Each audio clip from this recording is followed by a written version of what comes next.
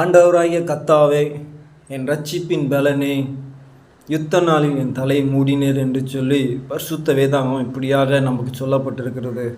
அருமையான சகோதர சகோதரிகளே, ஒருவேளை இந்த வார்த்தையை கேட்கும்போது ஆண்டவராக இயேசு கிறிஸ்து இரட்சிப்பின் பலன் என்று சொல்லி எதை சொல்கிறார்? உங்கள் உடல் சுகம் ஆரோக்கியம் நன்றாக இருக்கும்படியாக. இந்த உலகத்தில் மனுஷனுடைய பாவம் அதிகமாக இருக்கும்போது தன்னுடைய கிருபை அதிகமாக பெருக்கின தேவன் நாம் நல்லா இருக்கணும் என்று சொல்லி தேவன் தம்முடைய சொந்த குமாரனான இயேசு கிறிஸ்துவை இந்த உலகத்தில் அனுப்பினார். யுத்த நாளில் நம்ம தலையை மூடுகிறவராக இருக்கிறார். ஏனென்று சொன்னால் மனுஷனுக்கு எல்லா உறுப்புகளை விட தலையானது அவசியமாக இருக்கிறது.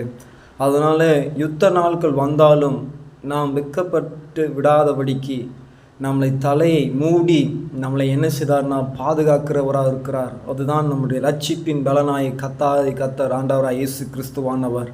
அவர் நம்மோடு இருக்கும்போது யுத்த நாளில் நம்ம தலையை